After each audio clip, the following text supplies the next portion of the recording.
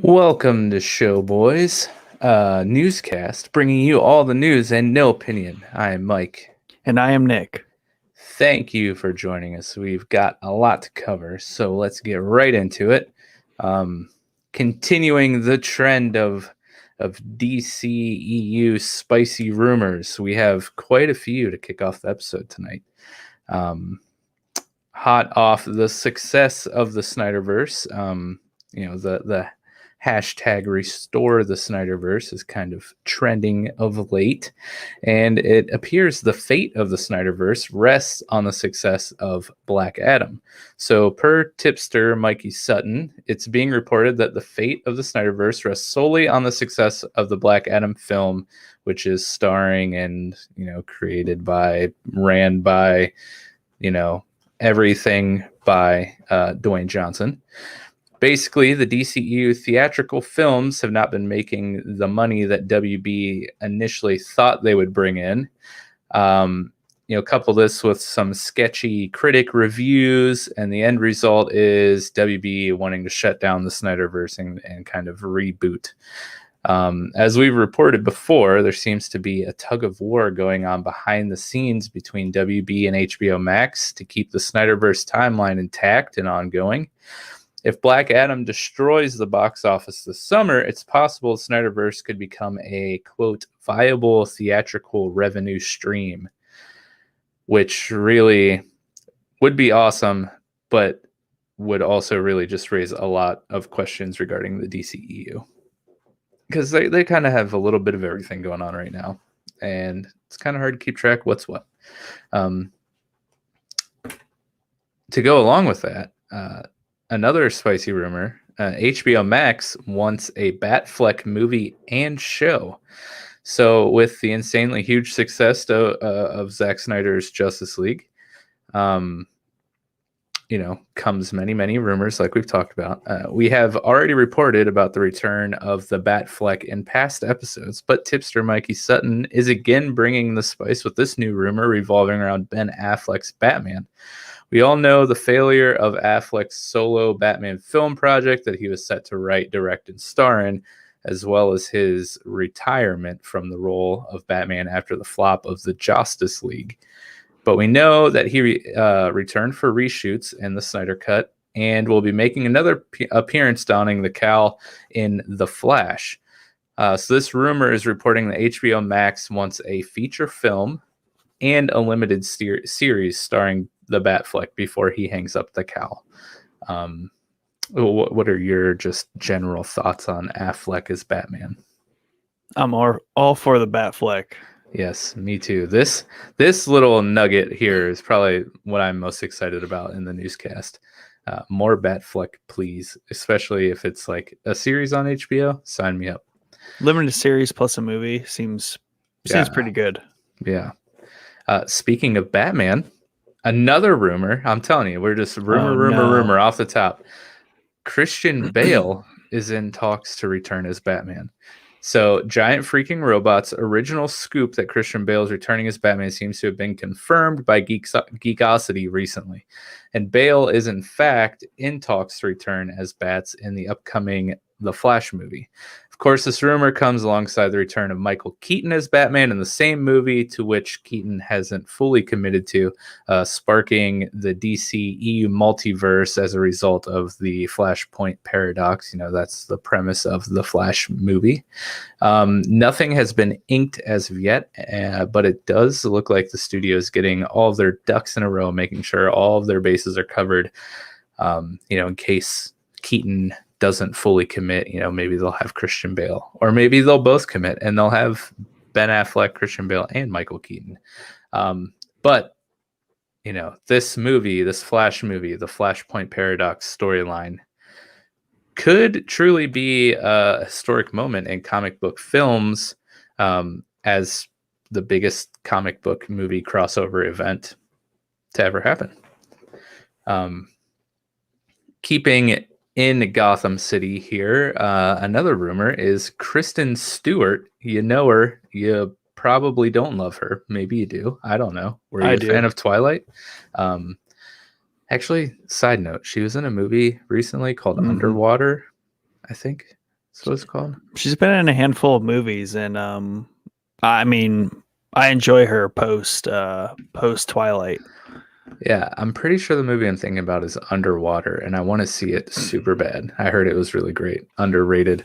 But yeah, much like Robert Pattinson, he's Right. a big deal post Twilight. But anyways, Kristen Stewart is up for taking on the Batwoman role. So according to a recent report from We Got This Covered, Kristen Stewart may be looking for a superhero type role, and she is now being connected to the role of Batwoman in a potential Batwoman movie. This rumor has this Batwoman character / movie set in the same universe as Robert Pattinson's Batman movie, potentially reuniting the former Twilight stars. To be clear, this is just a rumor. And a Batwoman movie is not officially in development, but with Warner Brothers wanting to build up this second DC universe with Robert Pattinson's Batman, and with that universe being in, quote unquote growth mode, it's not unlikely to think that a Batwoman movie or show of some sort could be, potentially in the works. And I'm not against maybe a Kristen Stewart Batwoman. I approve. I also into the Flashpoint thing. I also like the entire concept of them just looping in every single movie, show, to one thing. Just like what Spider-Man did. Yep. I think that was just so good. Yeah. So to be clear, it sounds like the Pattinson Batman movie takes place on Earth 2, as I think that it might have been the last newscast we did. Yep. So, separate universe, but, DC is cracking open the multiverse here with the Flash movie. So I believe the creator of the Flash movie went on record saying that the Flash movie will validate anything that you've seen DC wise, like it all exists now in the same universe via the multiverse, via Flash messing with time. So yeah, it's kind of a nice sweep everything under the rug, but cool concept to retcon everything basically. But our last DC rumor here, unless you picked any for your bit, but Grant Gustin, who plays Barry Allen, aka the Flash, in the CW Flash TV show, might be making a cameo in the upcoming Flash movie. So, since we're talking about cameos in the Flash here, Grant Gustin's name has been thrown into the hat here. Geekosity magazine is coming at us with news that Gustin is in talks to have a cameo in the movie. And this multiverse approach here that we've kind of been talking about has already been explored in the CW Arrowverse. Ezra Miller's Flash from Justice League actually made a brief cameo in the Crisis on Infinite Earths crossover in the Arrowverse on the CW. Just confirming that these two, franchises and versions of DC do exist together. Like he even was, when he appeared in the TV show, like he was wearing his, Justice League Justice League at the time, Flash suit. So yeah, they've kind of already, dabbled in this multiverse thing. So I think it would be super cool if Grant Gustin made an appearance in the Flash movie. A lot of people actually really wanted to see Gustin play the Flash in the Justice League and the DCEU movies. So that'd be kind of like a cool nod to the fans there. Did you ever watch any of the Arrowverse shows? I did not. That kind of falls into the, I would say, wave one of superhero series that I just ignored, along with all the MCU ones. So yeah. If you ever go back, the only one worth watching is The Flash, in all honesty. It's actually a pretty decent show. But moving along, while sticking with HBO, the role of Tommy has been cast in the upcoming Last of Us series. Joel's brother, Tommy Miller, has been cast in HBO's The Last of Us series and will be played by Diego Luna, who is mostly known for his role as Ghost Rider in Agents of S.H.I.E.L.D. This news comes from a Deadline report. Luna will join Pedro Pascal, who will be playing Joel, and Bella Ramsey, who will be playing Ellie in the highly anticipated HBO Max series, which it cannot get here soon enough because I'm so stoked to watch The Last of Us. Our friend Bio Civ, who we had on the show, a couple weeks ago, he just started playing The Last of Us for the first time. Like, that's what he's streaming right now. And watching him play that is making me really hyped for this show. So they need to get it made, get it out there. Yeah, and I just love seeing Diego and Pedro together just because they're best friends in real life. And also Diego being part of Star Wars. And also he plays in the newer Narcos Mexico series. He's really good. Go. Great actor. I love his plays. But Isn't moving he, on. I don't mean to interrupt, but he's Andor, right? Yes. Yep. He has his own series coming out. I don't know why this article is like, he's most known for Agents of S.H.I.E.L.D. Yeah, I was just going to say, I didn't even know he was in Agents of S.H.I.E.L.D., and now I want to see Agents of S.H.I.E.L.D. Just for his stuff. Yeah, he was awesome as Andor, and I can't wait for that series also. Yeah. Anyways, sorry to interrupt there. Yeah, no worries. We're just going to touch on some super brief Marvel news. Marvel's been on a roll lately. They're obviously hitting their stride here with their series and gearing up for movies, but there's still a little bit of stuff coming out for the distant future. But Captain Marvel 2 begins filming next week with a release set near the end of next year for 2022. Shooting is beginning under the new director, Nia DaCosta. The movie is rumored to follow up on the Disney Plus series Secret Invasion arc that will have Nick Fury taking on the shape-shifting Skrulls. Skrulls. Yeah. Elder Scrolls. Yeah. It's going to say that till it stinks. Yeah, that's exciting. Secret Invasion is going to be a pretty cool arc for sure. Yeah, and it was, I was even reading that it was kind of citing, the big hype around Captain Marvel's. A lot of it was like the fact that it was set in the 90s, the kind of like the more so the era around the movie, so that like helped them go forward with this. So I wonder if this will obviously be in the future, could be in the past. I'm not sure. I'm not too privy to all that, but I'll definitely watch it. I enjoyed that, especially Nick Fury making his cameo. But breaking news as of this week, the week of April 19th, Marvel has released the first trailer for the Shang-Chi and the Legend of the Ten Rings movie. Yes, Ring Watch. Here we go. Sorry, wrong show. That's Falcon and the Winter Soldier. I'm definitely on the Ring Watch. Sorry. Here it is. It's crossover. They're gonna cross the universes. Yeah. But the release of the trailer was a surprise birthday present to the star of Shang-Chi, Simu Liu. The movie is set to hit theater September 3rd and will follow Liu as the master of Kung Fu as he confronts the past he thought he had left behind before getting drawn into the Ten Rings organization. Yes.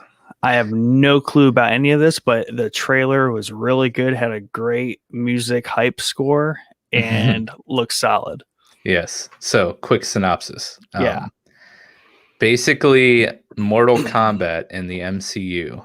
Yes. So, Shang-Chi was like not like they were very upfront in when they created this character. He is basically Marvel's Bruce Lee, and this movie will follow a fighting tournament and will include the Ten Rings terrorist organization and the Mandarin, which you may know from the Iron Man movies.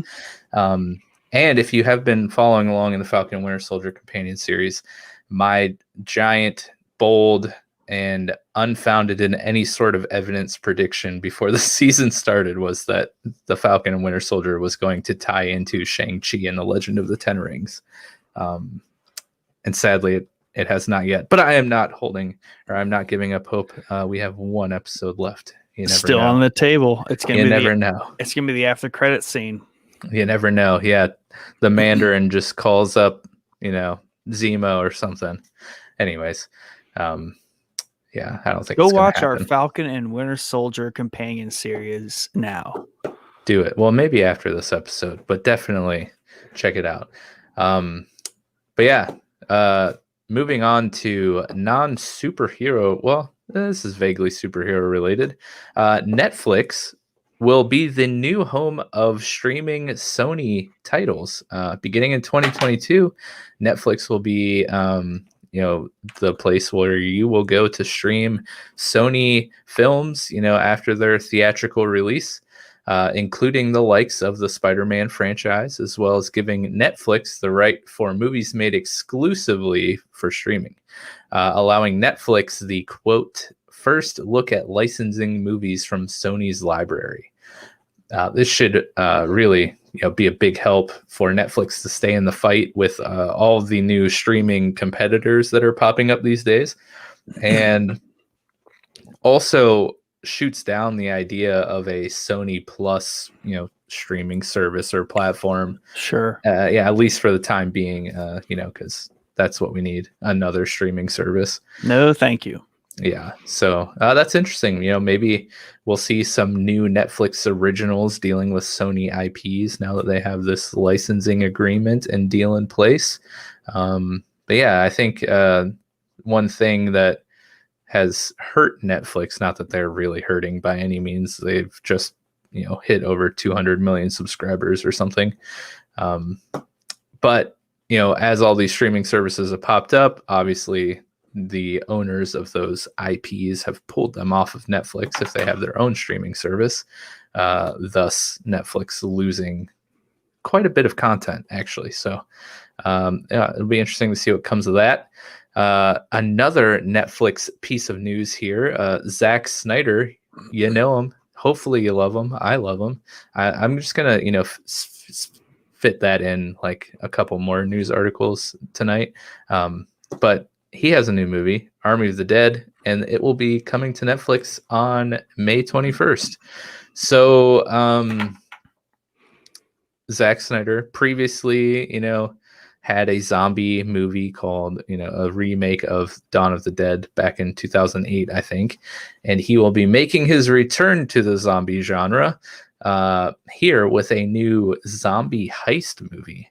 That's right. A casino heist in the midst of a post-apocalyptic zombie outbreak. I watched the trailer and it looks fun, to say the least. And sounds awesome. Yeah, I mean, I love heist movies and I love zombie movies, and I generally love Zack Snyder movies. So it's like the holy trinity of things Mike likes in movies. But yeah, Army of the Dead is starring Dave Bautista and is coming in just, over a month. So be looking out for that. Very nice. Following suit here, some more Netflix news. A Gundam live-action movie heads to Netflix with director Jordan Vogt-Roberts. Roberts is known for his work on films such as Kong Skull Island and The Kings of the Summer. As cited by comicbook.com sources, ever since the success of and continuation of the popularity of Pacific Rim, Gundam has been in the works ever since, and seems to finally have maybe a green light. Netflix leaning hard into the anime ethos for new and revived content continues to line their banks of series with anime IP, both new and established.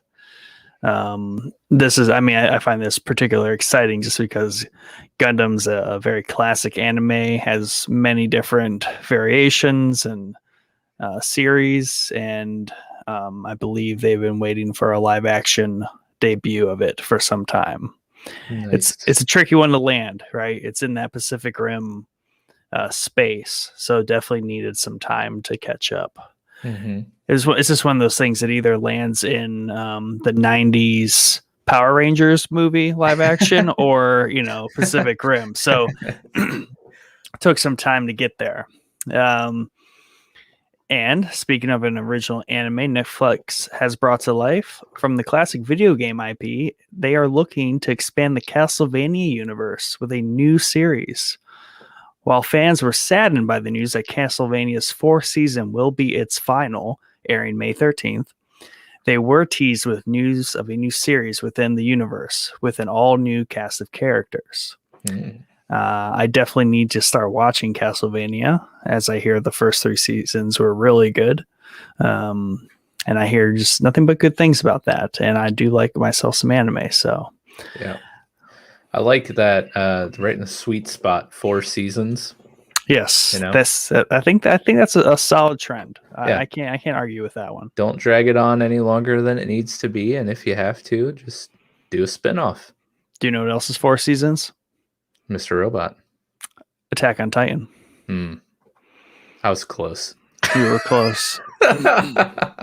Speaking of spinoffs, though, you like that segue there. There we go. The Boys spinoff has some casting news. So we have Rihanna Hardesty joining the cast of the new spinoff of The Boys as the lead role, which isn't named yet. Neither the role or the name of the actual show.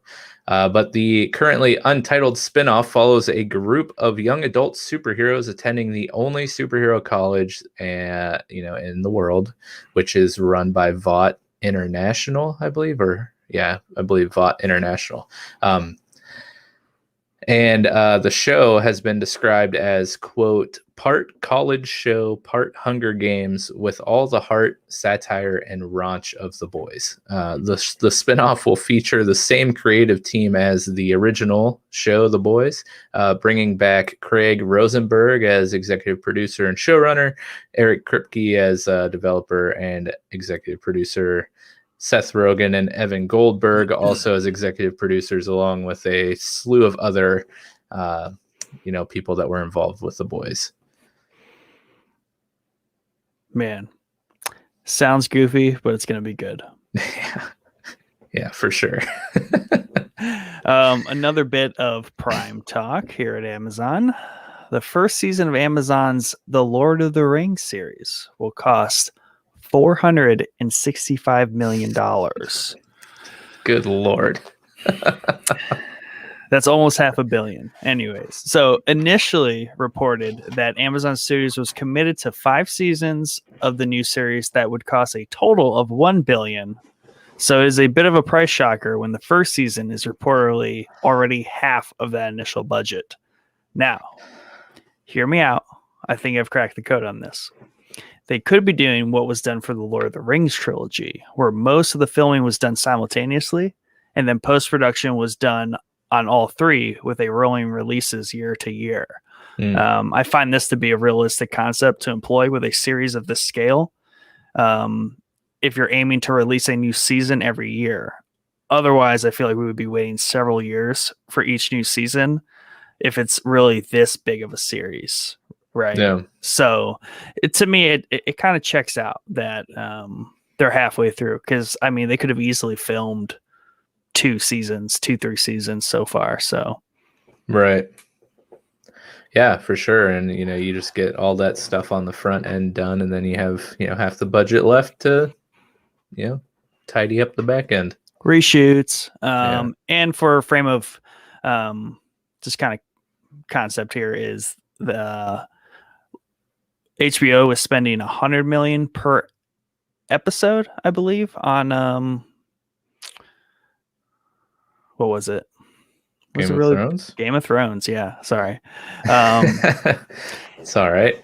So, I mean, it's not out of the question to spend that much money on a season. So yeah, well, I mean, Netflix paid just about that much money for 2 movies, so at least with this, you're getting a little more longevity. Yeah, and it just kind of continuously makes me think about like the economics, right, of these purchases, because that's just crazy amounts of money, right, that they are very seemingly willing to spend Yeah. on streaming, but it is the future. Moving on, and the last bit of Amazon / Middle Earth news, and it is sad, but not surprising. Amazon's Lord of the Rings MMO has been canceled. A game that was supposed to potentially see the light of day to gamers everywhere in 2022 seems to have fallen victim to contract negotiations gone south between the studio and the IP owner. Unfortunately, there doesn't seem to be much more to it than that, and we can just add this to the long list of tragic tale of MMOs since World of Warcraft peaked 10 years ago. Yes, rip indeed. Sad to hear, but rejoice. Riot is making a League of Legends MMO. So they will save the day. That's all we need. But sticking with the gaming news, here's another real spicy rumor. There may be a GoldenEye remake coming down the pipeline. So this started with a new trademark filing by the owners of the James Bond IP rights for basically everything, Danjak LLC. They have the fans of the original GoldenEye game just sitting on the edge of their seats. They recently, filed or like renewed the trademark for GoldenEye. And there have been some recent announcements of a new James Bond game coming, and the renewal of this, trademark has fans theorizing that a remake is coming soon. So, again, it's a rumor. So no official announcements have been made, and the filing could just be to keep, the trademarks up to date. But that doesn't stop fans from speculating. So, who knows? But that would be pretty spicy if a GoldenEye remake came out. That could be huge. Yeah, right off the back of some real hype news like that, I got a real downer for you. We have some theaters closing permanently. This is, basically a dagger to my heart. Although it's in California, so, I'm all the way out here in Ohio. I guess doesn't really have much of an impact on me at the moment. But California will be losing some theaters in the coming times as the ArcLight Cinemas and Pacific Theaters will be closing all of their 16 locations due to the pandemic. They just, they're not like big theater franchises. So they just weren't able to keep their heads above water here during the lockdown lifestyle over the last year. So they will be, closing their doors and shutting off the lights for the last time. Apparently, Netflix has closed a deal to operate the Egyptian, which is another like huge landmark theater out in Hollywood. So it's unclear if any of these newly closed locations will be scooped up by any of the other entertainment juggernauts for some purpose. I also don't really know what Netflix is planning to do with the Egyptian. So it'll be interesting to learn, what they have planned for that. But alas, I believe we need to pour one out for our fallen screens. Womp womp. Yes, a moment of silence. But let's make a good news sandwich here. We have this one. This actually really caught me off guard, and I don't know what to make of this. But apparently, Bert Kreischer, the comedian, you know him, you love him. I told you I was going to fit that in there one more time. He is adapting his machine joke, which if you've never heard of it, please look it up. It's probably one of the funniest jokes you'll ever hear. He's adapting it into a movie. And on top of that, Mark Hamill is set to star alongside him. So The Machine is a movie that sees The events of Bert Kreischer's legendary and viral joke of the same name, quote, catch up with the comedian 20 years later when he and his father get kidnapped by the people Kreischer wronged. So this project is being helmed by Peter Intencio, who did Key and Peele and Keanu, and will star Bert Kreischer, obviously, and Mark Hamill, obviously, who will be playing Bert's father in the movie. That's funny. So, yeah, this could be, a real funny movie. If it's, I don't know. It just they have all the pieces there. We'll see how it turns out, though. I feel like a 1 hour special would fit it well. I don't know. 2 hours, hour and a half. Yeah. We'll see. That's so random. Now, for the last segment of the Showboys Newscast. You know it. You love it. The Star Boys is here. Hey, we didn't even practice that. That was pretty good. That's right. Because that's how often it comes up. So cue the Star Boys music, which we don't have yet. But okay, sorry. Okay. Good job. Piecing it all together. But special edition, Star Wars Rumor Mill edition. Not a lot of news, just a lot of rumors as people probably get antsy for, the next Star Wars thing, even though there's plenty of Star Wars things coming. But that does not stop the fans from talking and the speculators from speculating. But first, Mads Mikkelsen has been added to the cast of Indiana Jones 5 as an undisclosed character at this time. It relates. It's Disney, it's Spielberg, it's Lucas. You're really hyped up Star Wars, and you're like, but first, Indiana Jones. He's in Star Wars. It all works. It's in the same bucket. So, regardless, Mads is a great actor and is a welcome addition to any project in my book. Jones 5 is expected to begin production this summer for a July 29th, 2022 release date and has Spielberg as producer along with Kathleen Kennedy, Frank Marshall, and Simon Emanuel. And John Williams is also returning as the composer per usual Jones fashion. Very nice. So, a little bit of a gem here. Hopefully it's better than 4. I'm sure it's going to be great. It's got to be great. Mads might be a bad guy. He does good bad guys, but yeah, I enjoy him. Yes, a lot. But now to the Star Wars rumors. Jon Favreau rumored to take over Star Wars amid Abrams cut rumors.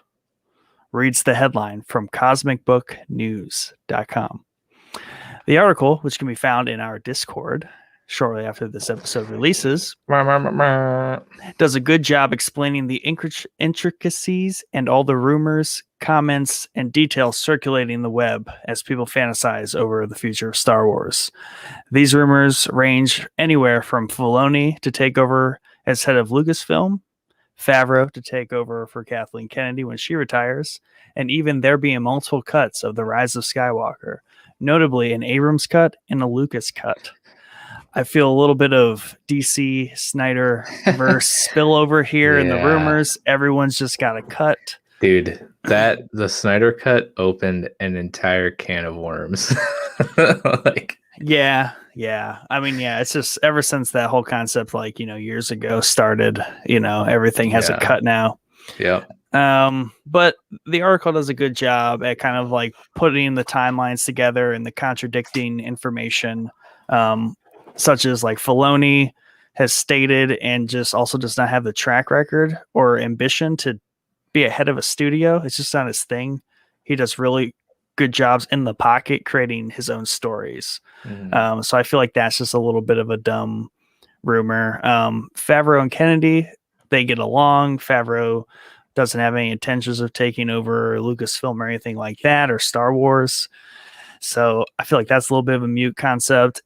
And the Abrams cut, Lucas cut thing, that's all circulating around these rumors that those two met while, post-production was happening. And there's some that say that Abrams just got like Lucas's opinion and then, just a little bit of feedback, whereas others think there's a secret Lucas cut of the film out there that Abrams has. Who knows?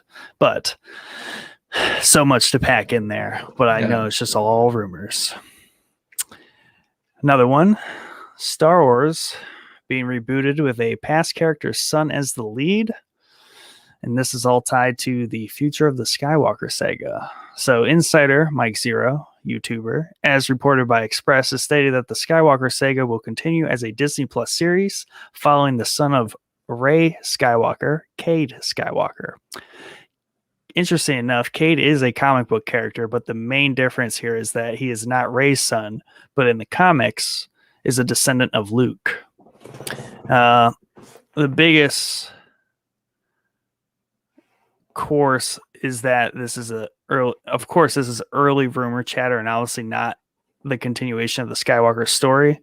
And if they are to ever continue that, it would be a very delicate and tedious process depending on how they choose to move forward, just because it's kind of wrapped up, but they can obviously continue it forever. Mm-hmm. So in my opinion, that's all a mess, and they ought to just let the Skywalkers be. And if they appear, do so in a side character or cameo fashion. So I agree with that. I feel like that's a healthy way to move forward with all of that. I would even like it like in the future of Star Wars, like the New Republic stuff, insert a Skywalker character as like a side charker, something like that. He's just like a giant dork with glasses who doesn't even know how to like hold a lightsaber. Just really butcher. Yeah. So that's that. Another rumor here is, and this is a very big one, very hot one, because people love to insert Keanu Reeves into everything they love, because who doesn't love Keanu Reeves? But for a while now, people have been trying to get him to play Darth Revan from the Old Republic era.